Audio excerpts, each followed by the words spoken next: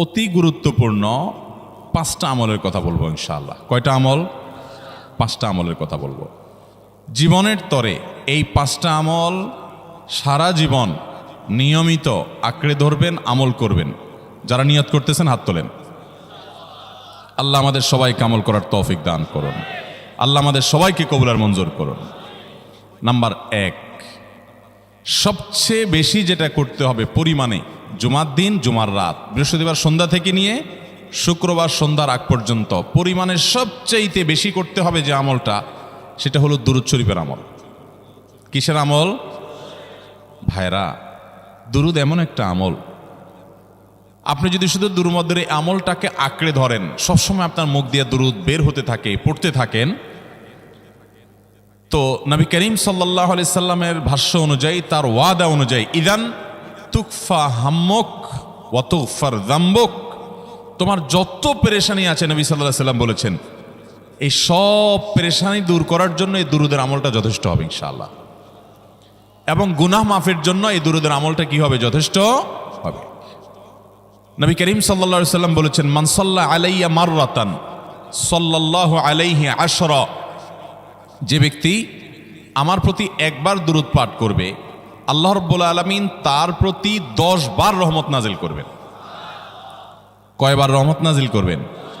আপনার জীবনে 10টি জায়গায় খুব ক্রাইসিসে পড়ে গেছেন, কোনো জটিল সিচুয়েশনে মুখোমুখি হয়ে গেছেন, বিপদের মধ্যে পড়ে গেছেন, ওই জায়গায় আল্লাহর রহমত পাবেন। এরকম একবার দুরূদ পাঠ করবেন, হক আদায় করে যথাযথভাবে মহব্বতের সাথে 10 করবেন।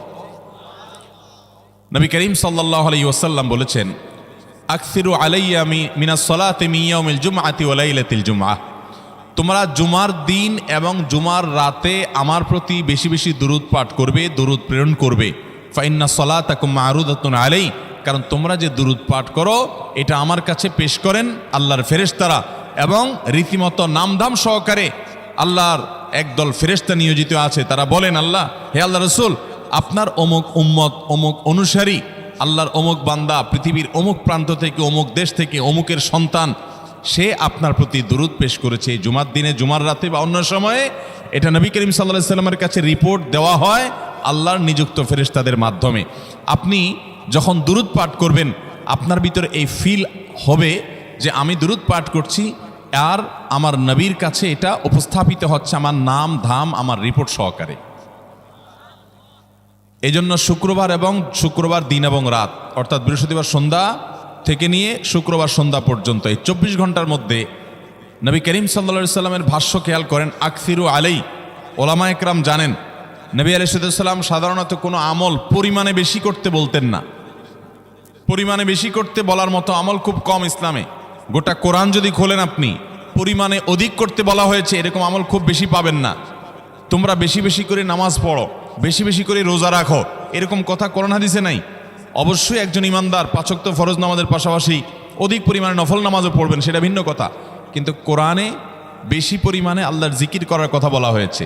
আর নবী করিম সাল্লাল্লাহু আলাইহি সাল্লাম বৃহস্পতিবার সন্ধ্যা শুরু হলে শুক্রবার সন্ধ্যার আগ পর্যন্ত বেশি পরিমাণে করতে বলেছেন যে কাজটা, সেটা হলো দুরূদ শরীফের আমল। অতএব ভাইরা আমার, বৃহস্পতিবার সন্ধ্যা থেকে নিয়ে শুক্রবার সন্ধ্যা পর্যন্ত, আপনি দোকানদার মানুষ, বৃহস্পতিবারে ব্যবসা করছেন, দোকানদারি করছেন, কোনো অসুবিধা নাই। আপনার অবসর সময়গুলোতে মুখ দিয়ে দুরূদ পড়তে থাকবেন। দুরূদের মধ্যে সবচেয়ে শ্রেষ্ঠ দুরূদ হলো নামাজে যেটা পড়েন, দুরূদ ইব্রাহিম। আল্লাহুম্মা সাল্লি আলা মুহাম্মদ ওয়া আলা আলি মুহাম্মদ কামা সাল্লাইতা আলা ইব্রাহিম ওয়া আলা আলি ইব্রাহিম ইন্নাকা হামিদুম, আল্লাহুম্মা বারিক আলা মুহাম্মদ ওয়া আলা আলি মুহাম্মদ কামা বারাকতা আলা ইব্রাহিম ওয়া আলা আলি ইব্রাহিম ইন্নাকা হামিদুম। তাহলে দুরূদের এই আমলটা, এটা করার জন্য আল্লাহ তাআলা এমন সহজ করে দিয়েছেন যে ওযুর প্রয়োজন নাই। আপনার ওযু নাই, তারপর আপনি দুরূদ পাঠ করতে পারবেন। এবং আপনি এই বড় দুরূদ পড়ার মতো সময় নাই, তো আপনি একবারে সবচেয়ে সংক্ষিপ্ত দুরূদ পড়েন সাল্লাল্লাহু আলাইহি ওয়াসাল্লাম, তাতেও দুরূদ পাঠের সওয়াব পাবেন। চেষ্টা করব তো ইনশাআল্লাহ। শুক্রবার আসবে, দুরূদ বেশি বেশি করে পাঠ করব। আপনি দোকানে কাজ করেন, আপনার দোকানে আপনার সহকর্মী আরও কাজের লোক আছে, আপনি সবাইকে স্মরণ করাবার জন্য নিজে জোরে জোরে দুরূদ শরীফ পড়বেন এবং বলবেন যে শুক্রবার শুরু হয়ে গেছে, সবাই দুরূদ শরীফের আমল করো। ভাইরা আমার, আমি আমার জীবনের কথা বলতে পারি। আমার জীবনে ওই যে হাদিসের উপরে ইয়াকিন এবং বিশ্বাস আলহামদুলিল্লাহ ছিল। আমার জীবনে আমি অনেকবার দেখেছি এরকম জটিল পরিস্থিতি হয়েছে যে দেয়ালে পিঠ থেকে গেছে, নড়ার জায়গা নাই, আর কোনো আপাত দৃষ্টি থেকে এই বিপদ থেকে উদ্ধারের কোনো পথ নাই।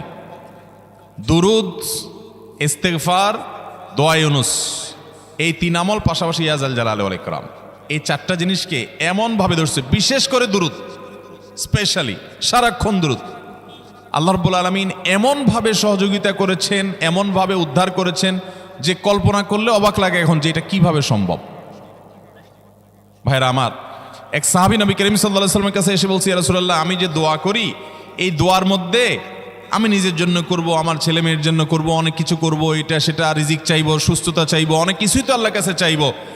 আপনি তো আল্লাহর রাসূল, আপনার জন্য দোয়া করলে আমাদেরই লাভ, একবার দোয়া করলে আল্লাহ 10 বার রহমত নাজিল করবেন, তো আপনার জন্য আমার দোয়ার ভিতরে কত পার্সেন্ট রাখবো? সাহাবী বারবার বিভিন্ন পার্সেন্টেজ বলছিলেন যে 3 ভাগের 1 ভাগ আপনার জন্য রাখি ইয়া রাসূলুল্লাহ, অর্ধেক রাখি, আরো বেশি করে রাখি। তিনি যত বলছেন নবী করিম সাল্লাল্লাহু আলাইহি ওয়াসাল্লাম আরো বাড়ানোর জন্য তাকে উৎসাহ দিচ্ছিলেন। এক পর্যায়ে যখন তিনি বললেন, ইয়া রাসূলুল্লাহ, আমি আমার কোনো দোয়ার সবটুকু যখন আপনার জন্য নিবেদন করব, আমি কোনো একবার যখন দোয়া করব, দোয়া শুধু আপনার জন্যই করব যখন, অর্থাৎ পিওর দরুদ যখন পড়ব, নিজের জন্য আর কিছু চাইব না, শুধু আপনার জন্যই যদি চাই কোনোবার, তাহলে তখন নবী করিম সাল্লাল্লাহু আলাইহি ওয়াসাল্লাম বলেছেন, ইদান তুকফা হাম্মুক ওয়া তুগফার যামবুক, তাহলে তোমার সকল পেরেশানি থেকে উদ্ধারের জন্য এই দুরুদটাই যথেষ্ট হয়ে যাবে, এবং তোমার সকল গুনাহ মাফের জন্য এটা যথেষ্ট হয়ে যাবে। মোহতারাম হাজরিন, দুরুদের আমলটা এত সুন্দর আমল, কিন্তু আবার তাড়াহুড়া করে পড়বেন না, সাল্লাল্লাহু আলাইহি সাল্লাম সাল্লাল্লাহু আলাইহি সাল্লাম সাল্লাল্লাহু আলাইহি সাল্লাম সাল্লাল্লাহু আলাইহি সাল্লাম সংখ্যা বাড়ানোর জন্য হুলস্থুল করে পড়লেন না, মুহাব্বতের সাথে সাল্লাল্লাহু আলাইহি ওয়াসাল্লাম সাল্লাল্লাহু আলাইহি ওয়াসাল্লাম আল্লাহুম্মা সাল্লি আলা মুহাম্মদ, অর্থ বুঝে বুঝে আল্লাহুম্মা সাল্লি আলা মুহাম্মদ মানে কি, আল্লাহ আপনি মুহাম্মদের প্রতি শান্তি বর্ষণ করুন। আরে ভাই, মুহাম্মদ সাল্লাল্লাহু আলাইহি সাল্লামের প্রতি আল্লাহ তাআলা শান্তি এমনি বর্ষণ করবে, আপনি আমি দোয়া করলেও করবে, না করলেও। কিন্তু মাঝখান থেকে আমরা, ভাইরা আমার, কোনো বড় কর্মকর্তার কাছে আপনার কোনো কাজের ঠেকা আছে, কর্মকর্তার ওই ছেলেটার আপনি দেখছেন যে খাচ্ছে না, আপনি যদি বলেন, স্যার ছেলেটা খাচ্ছে না স্যার, একটু ডাক্তার দেখান স্যার, এভাবে তো বাঁচবে না, ওর কষ্ট হচ্ছে স্যার, আপনি বললেও উনি ওনার ছেলের দিকে কেয়ার করবে, কিন্তু আপনি এটা বলার কারণে তার নৈকট্য পাবেন কি পাবেন না, তার সিম্প্যাথি পাবেন কি পাবেন না। আরশ আজিমের মালিক তার হাবিবকে এত মহব্বত করেন, তিনি তার হাবিবের প্রতি এমনিতেই রহমত নাজিল করবেন, তাকে বিভিন্ন মর্যাদা আগে থেকেই দেওয়ার ঘোষণা দিয়ে রাখছেন, কিন্তু আপনি আমি দোয়া করলে আল্লাহ তাআলা তার মাধ্যমে আমাদের ভাগ্যকে সুপ্রসন্ন করে দিবেন। দুরুদের আমলকে জীবনের তরে আঁকড়ে ধরবেন ভাই, শুধুমাত্র জুমার দিন আর জুমার রাত না, সব সময় অধিক পরিমাণে। এরাবিয়ানদের মধ্যে আমলটা খুব বেশি আছে, তাদের দেখবেন তারা 2টা আমল, মুখে 2টা আমল, ভালো মন্দ তাদের মধ্যেও আছে, কিন্তু এই 2টা আমল তাদের মধ্যে খুব ভালো। বেশিরভাগ মানুষই দেখা যায় অবসর সময় আস্তাগফিরুল্লাহ, ইস্তিগফার করছে অথবা দুরুদের আমল করছে। আমাদের অবসর সব সময়গুলো নিয়ে গেছে মোবাইল ফোন। ভাইরা আমার, 4 বছর 5 বছর 6 বছর 7 বছর 10 বছর ধরে মোবাইল টিপতেছেন, ফেসবুক টিপতেছেন, ইউটিউব টিপতেছেন।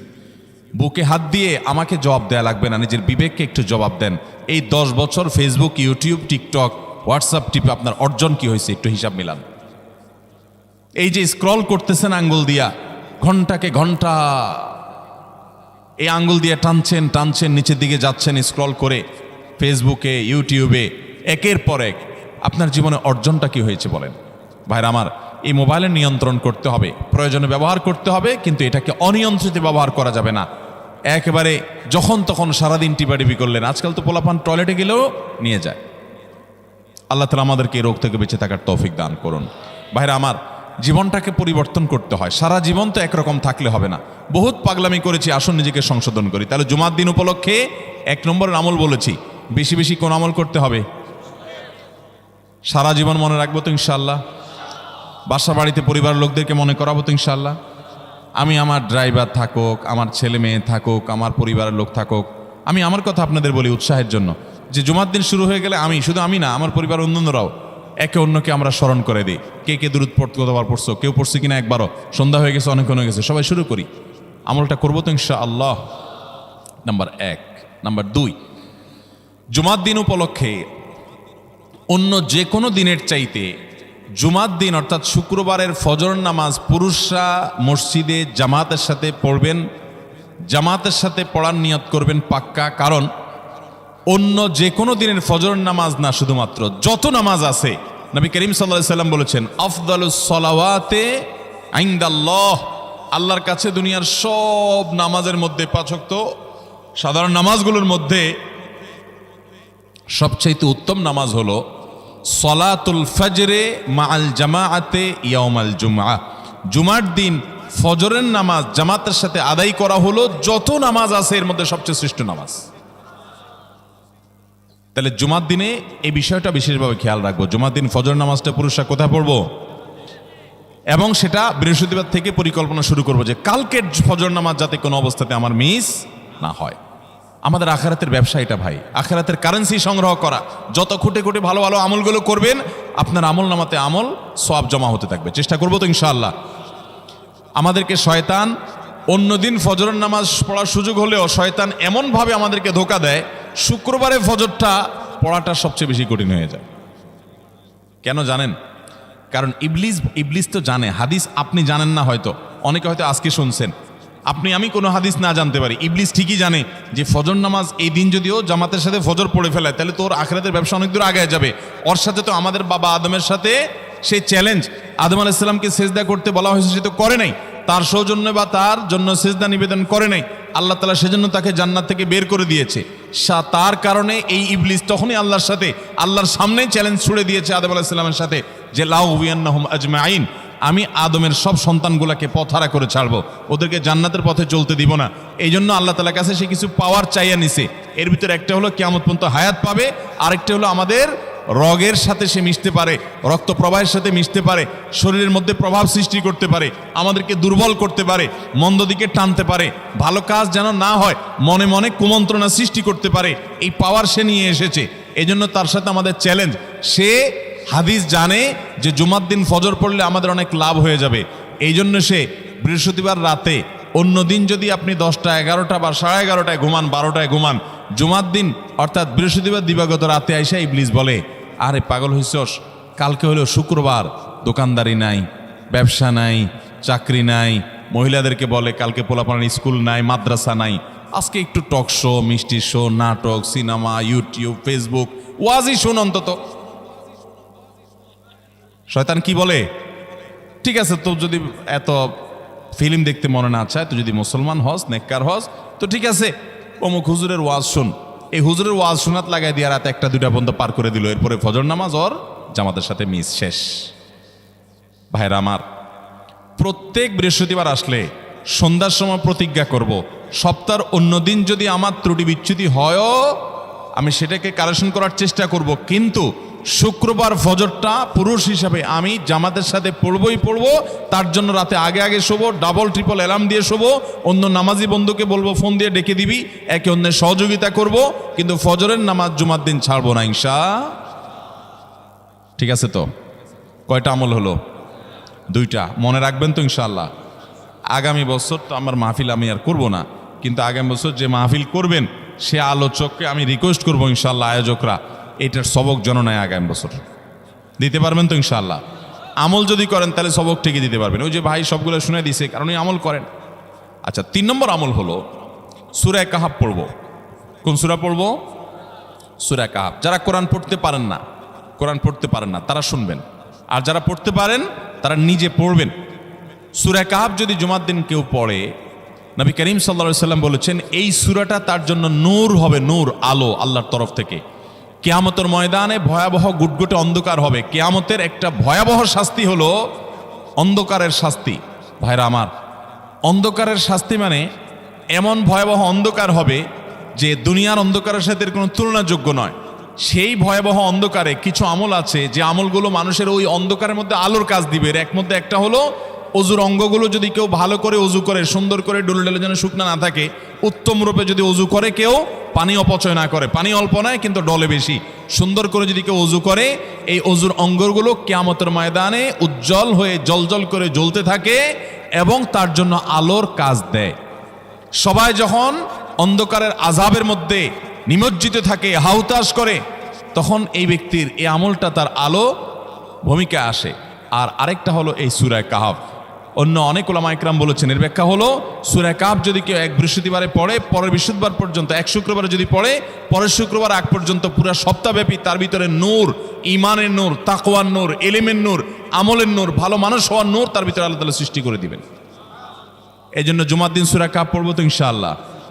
আলহামদুলিল্লাহ ভাই, আপনাদেরকে যে আমলগুলো করছি এগুলো আমি, আমার পরিবার সদস্য, পরিচিত, সহকর্মী, আমি চেষ্টা করি সবাইকে স্মরণ করানোর এবং আমল করার চেষ্টা করি। আপনাদেরকেও বলছি ভাই, জুমার দিন যেহেতু, অতএব আজকে জুমার দিন উপলক্ষে বলে যাচ্ছি, জুমার দিনের এই 14-15টা আমলের মধ্যে সামারি করে আমি 5টা আমল করে দিচ্ছি যে এগুলোর গুরুত্ব অনেক বেশি অন্য অনেকগুলো চাইতে, এগুলো বিশেষভাবে করব। তাহলে এর মধ্যে প্রথমটা চলে গেল দুরুদ বেশি বেশি করে পড়ব। দ্বিতীয়টা হলো জুমার দিনের ফজর নামাজ কোন অবস্থাতে জামাতের সাথে পড়া মিস করব না, কারণ নবী সাল্লাল্লাহু আলাইহি সাল্লাম বলেছেন সকল নামাজের মধ্যে সবচেয়ে সেরা, উত্তম, শ্রেষ্ঠ নামাজ, অর্থাৎ ওয়াক্তিয়া নামাজের মধ্যে সবচেয়ে শ্রেষ্ঠ নামাজ হলো জুমার দিনের ফজরের নামাজ জামাতের সাথে পড়া। তাহলে মহিলারা কি করবে? মহিলারা পুরুষদেরকে উঠায় উঠায় মসজিদে পাঠিয়ে দিবে এবং সহযোগিতা করবে, তাহলে তার মাধ্যমে তারাও একই সওয়াব পেয়ে যাবে। আর 3 নম্বর আমলে বলেছিলাম সূরা কাহফ, এটা নারী পুরুষ সবাই করবে বেশি বেশি করে, ঠিক আছে তো ইনশাআল্লাহ? আমরা অনেক ভাই আছি সপ্তাহের 6 দিন আমাদের কোরআন পড়ার সুযোগ হয় না, তো অন্তত জুমার দিন সূরা কাহফটা যদি আপনি বাধ্যতামূলক করেন, আলহামদুলিল্লাহ, এটা অনেক বড় সূরা, পড়তে আপনার 20-25 মিনিট 30 মিনিট সময় পর্যন্ত লেগে যাবে।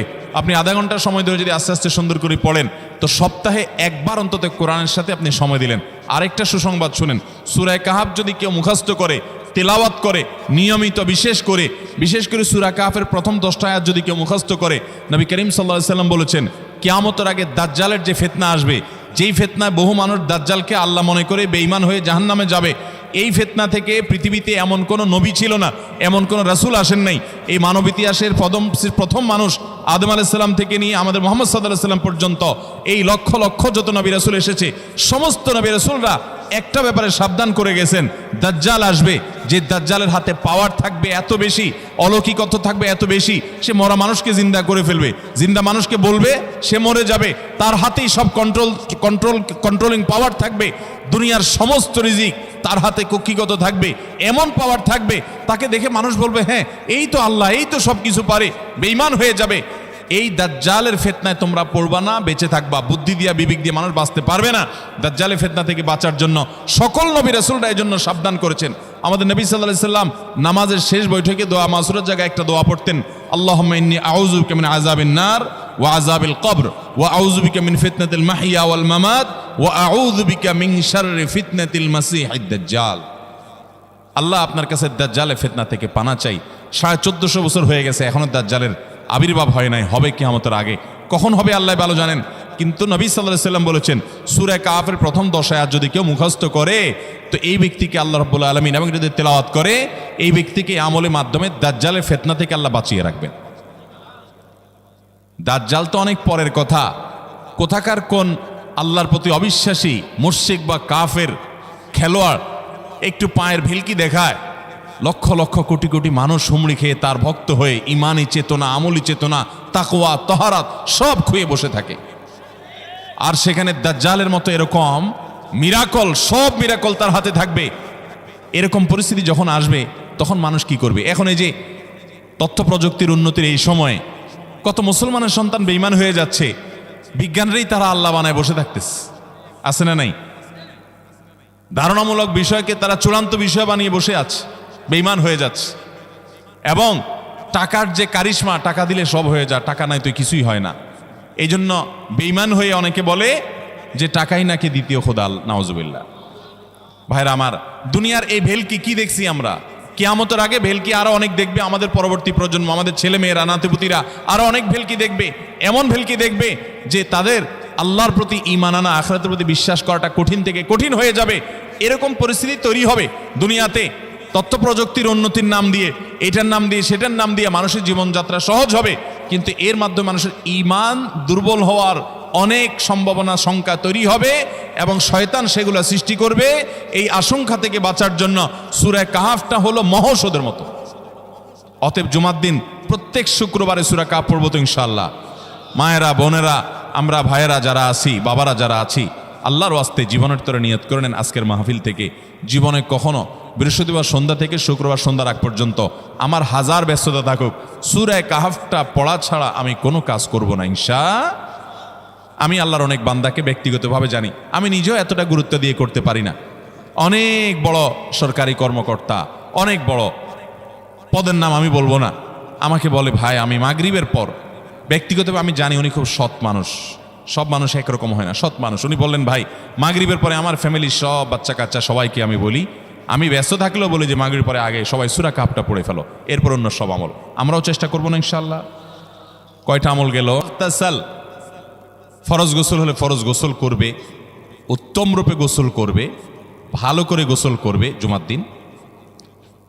ওয়ামাশা ওয়ালামিয়ার কাব, জুমার নামাজের জন্য পায়ে হেঁটে মসজিদে যাবে, বাহনে চড়বে না। কেউ যদি মাজুর হয় সে বাহনে চড়লেও চলবে, কিন্তু সাধারণ যারা সুস্থ আছেন পায়ে হেঁটে মসজিদে যাবেন, বাহনে চড়লেন না। জুমার দিনের কথা, জুমার নামাজের কথা।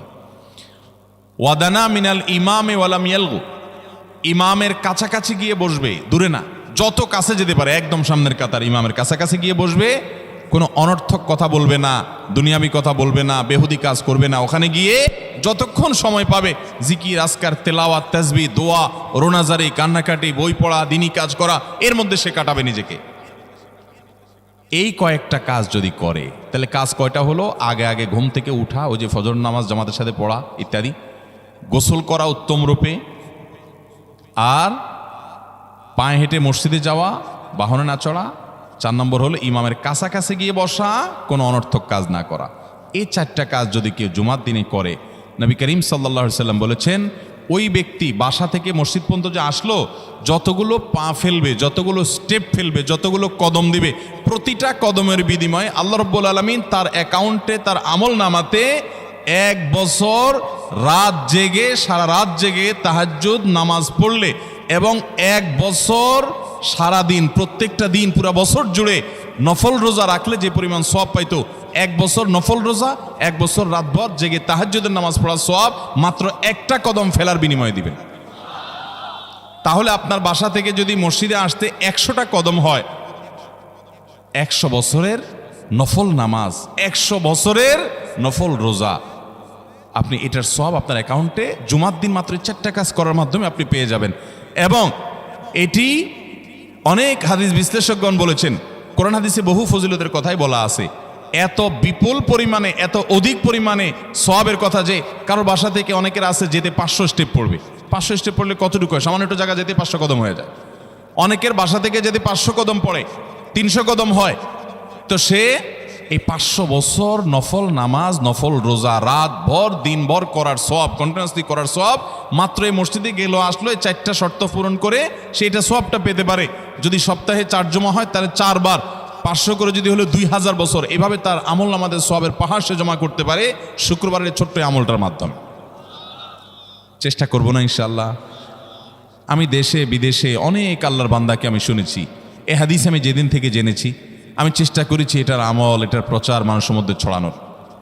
আমি যখন সৌদি আরবে আজ থেকে আর অনেক বছর আগে, তখন কোনো এক বক্তব্যে আমি আমলের কথা বলেছি। আমার অনেক ভাইয়েরা দেশে বিদেশে দেখে বলছেন ভাই আমলটা শুরু করেছি, আমার কাছে ভালো লাগে, আপনারাও আমলটা করবেন, অন্য আরেকজনকে শিখাবেন এবং দাওয়াত দিবেন। ঠিক আছে তো ইনশাআল্লাহ? তাহলে কয়টা আমল গেল? 4টা। 1 নম্বর গেছে বেশি বেশি দুরূদ পাঠ করা, 2 নম্বর হলো জুমার দিনে ফজর নামাজ জামাতের সাথে পুরুষরা পড়া, 3 নম্বর হলো সূরা কাহাফ পড়া, তেলাওয়াত করা, আর 4 নম্বর হলো এই 4 শর্ত পূরণ করে মসজিদে আগে আগে গিয়ে সুন্দর করে খুতবা শুনে চলে আসা, কোনো কথাবার্তা, খুতবা চলাকালীন সময় কোনো কথাবার্তা, অনর্থক কাজ না করা। 5 নম্বর এবং সর্বশেষ আমল হলো জুমার দিনে একটা সময় আছে দোয়া কবুল হয়। দোয়া কবুলের যে সময়গুলো আছে এর ভিতরে অত্যন্ত ইম্পর্টেন্ট একটা সময় হলো জুমার দিন। শুক্রবারের একটা সময় সম্পর্কে নবী সাল্লাল্লাহু আলাইহি ওয়াসাল্লাম বলেছেন যে একটা সময় আছে শুক্রবারের, এই সময়ে বান্দা কোনো দোয়া করলে আল্লাহ তাআলা ফিরিয়ে দেন না, কবুল করেন। কিন্তু সময়টা যে ঠিক কখন, এটা হাদিসে নবী সাল্লাল্লাহু আলাইহি ওয়াসাল্লাম বলেন নাই, যাতে করে হয়তো আমরা সারাদিনেরই কম বেশি দোয়ার চেষ্টা করি।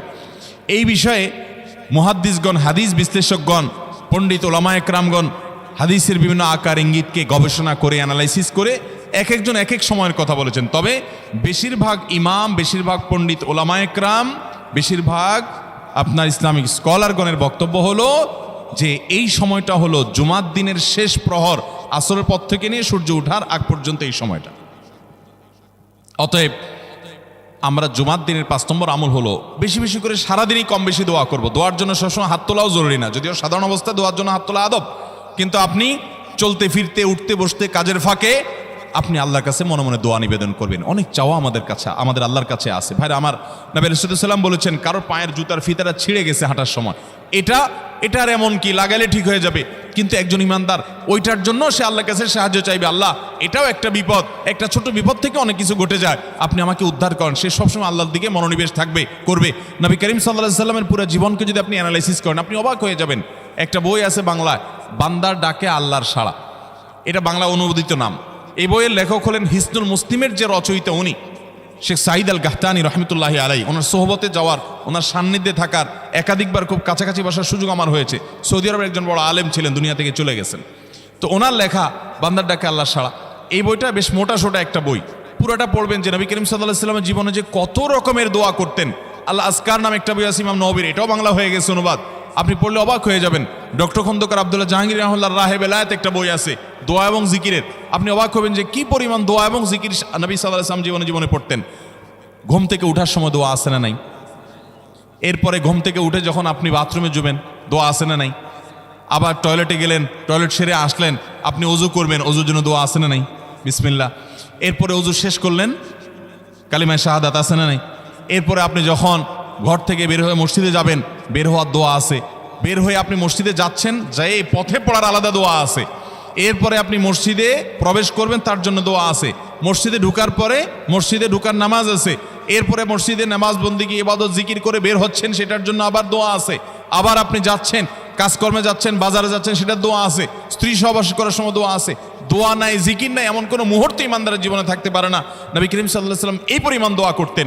এই জন্য ভাইরা, দোয়া যদি সবসময় করতে কষ্ট হয় হাত তুলতে, আপনি হাত তোলা ছাড়া শুক্রবারে দোয়া করেন, দোয়াটা অনেক বেশি করা দরকার। আমাদের কত জিনিস আল্লাহর কাছে চাইতে হয়, আমরা আল্লাহর কাছে চাই না। পেটে অসুখ হয়েছে, আমরা ডাক্তারের কথা মাথায় আগে আসে, আপনি ওষুধ খান, ওষুধ খাওয়া সুন্নত, কিন্তু ইমানদার সব কিছুর আগে আল্লাহর কথা স্মরণ করবে এবং আল্লাহর কাছে বলবে আল্লাহ আপনি সহজ করে দেন। আপনার অসুখ হয়েছে, সব কিছুর আগে নাপার কথা মনে আসে, আরে ভাই প্যারাসিটামলের কথা মনে আসে, এটা দোষের না, কিন্তু আপনার মনে আগে আসতে হবে যে নবী সাল্লাল্লাহু আলাইহি ওয়াসাল্লাম দোয়া শিক্ষা দিয়েছেন, যদি কেউ ব্যথার জায়গায় হাত দেয় এবং পড়ে আউযু বিইজ্জাতিল্লাহি ওয়া কুদরাতিহি মিন শাররি মা আজিদু ওয়া হাজির, আল্লাহ রাব্বুল আলামিন তার ব্যথা দূর করে দিবেন। এক সাহাবী এই হাদিসের উপর আমল করে তৎক্ষণাৎ তার ব্যথা দূর করেছেন। শুধু ইয়াকিনের অভাব, শুধু বিশ্বাসের অভাব, ঈমানের অভাব। তাহলে আমাদের আল্লাহর দিকে মনোনিবেশ করতে হবে দোয়ার জন্য বেশি বেশি। তাহলে শুক্রবারে 5 নম্বর আমল হলো বেশি বেশি কি করবো ইনশাআল্লাহ? দোয়া, বেশি বেশি দোয়া করবেন, উঠতে বসতে চলতে ফিরতে। বিশেষভাবে সূর্য ডুবার আগের যে সময়টা শুক্রবার, অর্থাৎ দিনের শেষ সময়টা, বিশেষভাবে আল্লাহ তাআলার কাছে দোয়া করব। ঠিক আছে তো ইনশাআল্লাহ? কয়টা আমল বললাম? 5টা আমল। 1, বেশি বেশি দুরুদ। 2, ফজর নামাজ জামাতের সাথে পড়া পুরুষরা, মহিলারা অক্তমতো পড়বেন, পুরুষদেরকে পাঠিয়ে দিবেন মসজিদে। 3, সূরা কাফ পড়বেন। 4, আগে ঘুম থেকে উঠে উত্তম রূপে গোসল করে মসজিদে আগে আগে গিয়ে পায়ে হেঁটে গিয়ে সামনে ইমাম সাহেবের কাছাকাছি গিয়ে বসা, অনর্থক কথা কাজ না করা, তেলাওয়াত জিকির আজকারের মশগুল থেকে নামাজটা পড়ে বের হয়ে আসা, এই কাজ। নাম্বার 5, দোয়া করা, বিশেষ করে দিনের শেষ প্রহরে। আমল করবো তো ইনশাআল্লাহ? মনে থাকবো তো ইনশাআল্লাহ? আমরা প্রয়োজনে বাসায় গিয়ে একটা কাগজে নোট করে ফেলবো, লিখে ফেলবো, লিখে এরপরে ওয়ালে টাঙ্গায় দিবেন বাসায় যে জুমার দিন এই 5 কাজ আমি ছাড়বো না। আপনি যদি মনেও না থাকে, আপনার যদি ভুলেও যান, আপনি এই কাগজ আপনাকে মনে করাবে ইনশাআল্লাহ। বাসায় ফ্যামিলির লোকদের সাথে শেয়ার করবেন, জুমার দিন হুজুর বলেছেন, আমি একটু আমার মন থেকে বলিনি, এগুলো সব কোরআন হাদিসের কথা বলেছি আপনাদেরকে। কোরআন হাদিসের আলোকে 5টা আমলের কথা বলেছেন, বিশেষভাবে জুমার দিন আমি 5টা আমল করবই করব। ভাইরা আমার, প্রত্যেক জুমার দিন যদি আপনি একটু ইমানের রিচার্জ করেন, ইনশাআল্লাহ সারা সপ্তাহ আপনার জন্য সেটা উপকারে আসবে। চেষ্টা করবো তো ইনশাআল্লাহ। এবং দোকানে অফিসে টাঙ্গায় রাখবেন। যারা এই টাঙ্গায় রাখার আমলটা করবেন, আয়োজক যারা আছেন, আপনাদের কাছে আমার অনুরোধ যে ভাইরা এই কাজটা করছেন, ওনারা যদি আয়োজকদের মাধ্যমে ছবিটা আমার কাছে পাঠাইতে পারেন, আমার অফিসে নিয়ে আমি ইনশাআল্লাহ নিজে হাতে তাদের পুরস্কার দেব। বিশেষ করে এই মাহফিলের লোক যারা আছেন আজকের, আয়োজকদের মাধ্যমে। আল্লাহ তাআলা এই আমলগুলো আমাকে আপনাকে আমাদের সবাইকে করার তৌফিক দান করুন। আমল মনে রাখবো তো ইনশাআল্লাহ? আমল করবো তো ইনশাআল্লাহ? যাদের কাজ আছে, ফজর নামাজটা বিশেষ করে মিস হবে মনে হয়, তারা যাইতে পারেন, কোনো অসুবিধা নেই। অন্যান্য সময় আমরা সাধারণত দেখি যে মানুষ ঠেকায় না, মানুষ ঠেকানো না, বিশেষ করে রাত বেশি হয়ে গেলে ফজর নামাজ মিস হবে, এই আশঙ্কা হলে আপনার বসার চাইতে বরং যাওয়া ভালো। যাই হোক ভাই, কিন্তু আওয়াজ না করি, সবাই আওয়াজ বন্ধ করি ভাই। প্রশ্ন উত্তরে যাই আমরা। বিসমিল্লাহ। প্রথম প্রশ্ন, মেয়েদের মডেলিং বোরকা পর্দার জন্য কতটুকু জায়েজ? আপনারা অনেকে বোরকা বিক্রি করেন না, এখানে আছে না ভাইরা আমার? যেই সমস্ত বোরকার মধ্যে কারুকার্য আছে অনেক বেশি, বোরকার মধ্যে আবার মডেলিং হয়, অবাক করা বিষয়। কিয়ামতের আগে যে আসলে আরো কত কিছু হবে। এই বোরকার উপরে যদি মডেলিং কারুকার্য হয়, চাকচিক্য হয়, বোরকা যদি খুব টাইট ফিট হয়, বোরকা যদি এমন হয় যে বোরকা বরং পুরুষের দৃষ্টিকে আরো বেশি আকর্ষণ করে, তাহলে এই বোরকা ঢাকার জন্য আরেকটা বোরকা লাগবে। তা না হলে পর্দা হবে। পর্দার উদ্দেশ্য হলো নিজের সৌন্দর্যকে অনাবৃত করা, নিজের সৌন্দর্যকে ঢেকে রাখা, এটাই হলো পর্দার কি উদ্দেশ্য। সেখানে যদি পর্দার উদ্দেশ্যটাই নষ্ট হয়ে যায়, তাহলে এই বোরকা পরলে পর্দা করার যে নির্দেশ সেটা পালন হবে। ভাইরা আমার, এই জন্য টেডি মার্কা বোরকা, আপনার এই মডেলিং মার্কা বোরকা, স্টাইলিশ বোরকা, এগুলা পর্দা হবে না এগুলা দ্বারা। হ্যাঁ, কোনো নারী তিনি খোলামেলা চলাফেরা করেন, তিনি দিনের পথে মাত্র আসছেন, মডেলিং দিয়ে শুরু করছেন, আস্তে আস্তে ইনশাল্লাহ পিওর বোরকা যাবেন, হ্যাঁ, সেই হিসাবে তার জন্য আমি বলতে পারি এটা ওজোর, ঠিক আছে, উনি চেষ্টা করেছেন, শুরুটা অন্তত করেছেন। কিন্তু ভাইরা, পরিপূর্ণ পর্দা করতে চাইলে এই মডেলিং বা স্টাইল মার্কা বোরকা হবে।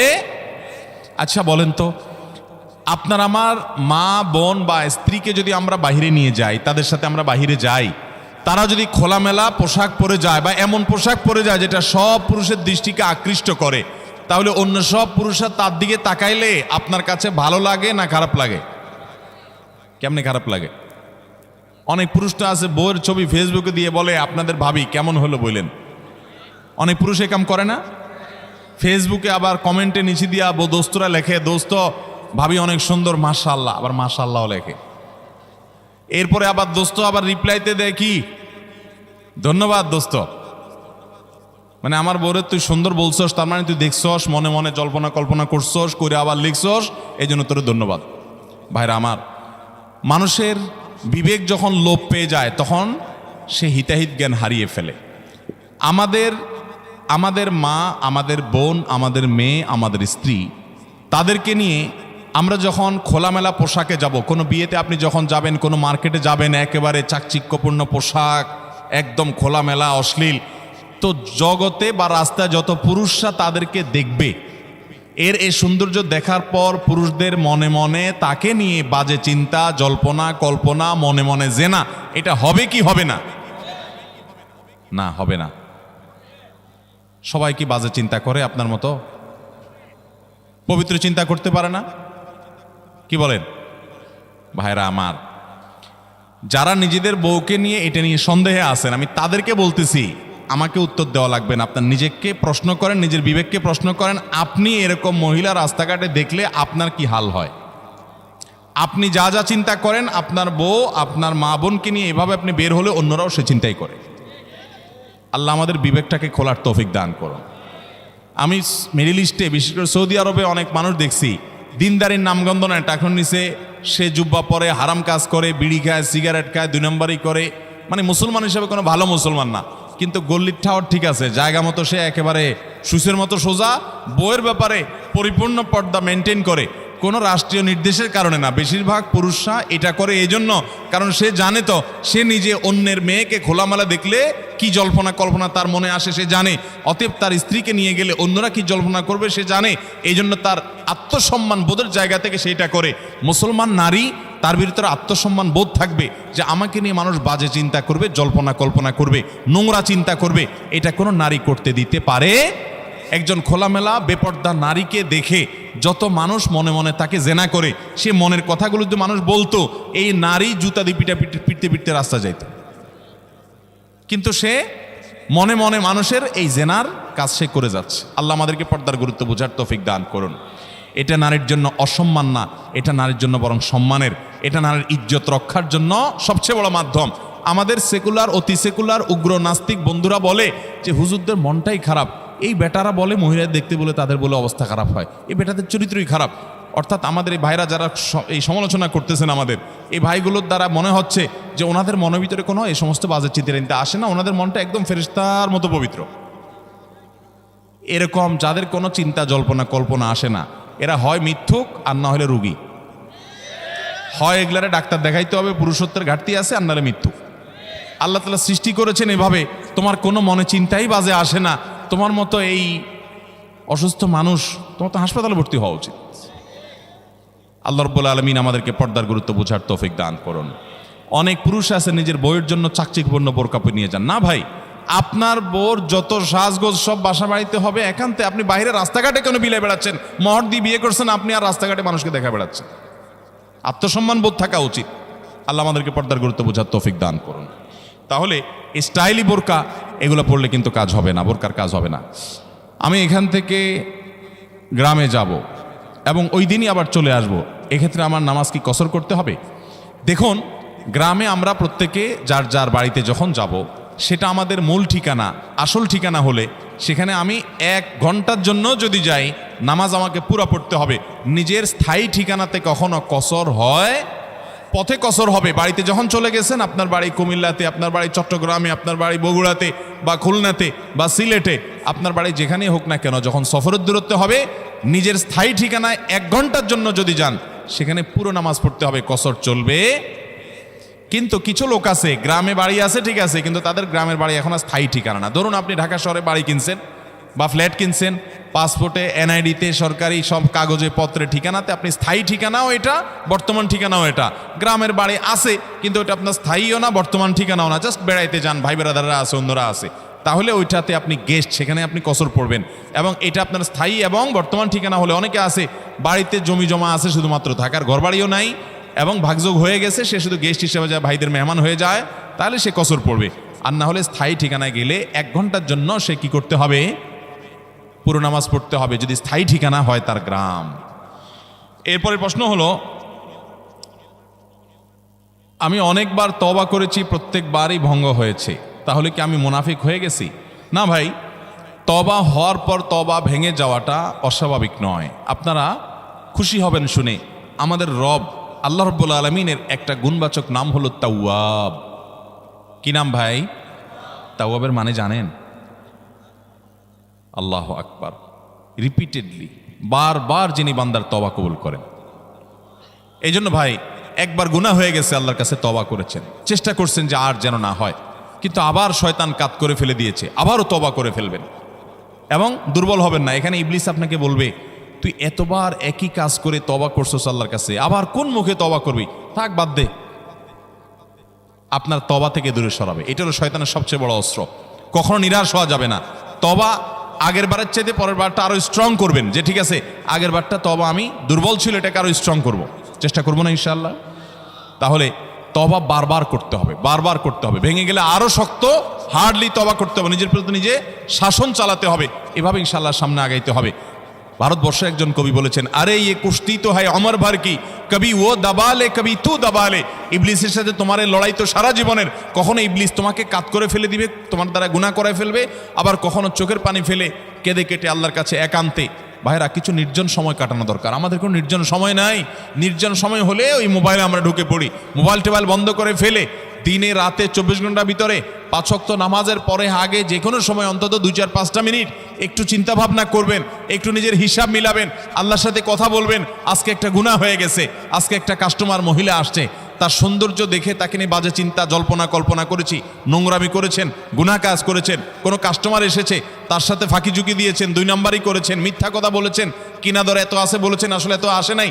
এই যে মিথ্যা বলেছেন কয়টা টাকার জন্য, এই টাকা দুনিয়াতে থেকে যাবে, মিথ্যাটা আপনার আমলনামা যুক্ত হয়ে আখিরাতে যাবে।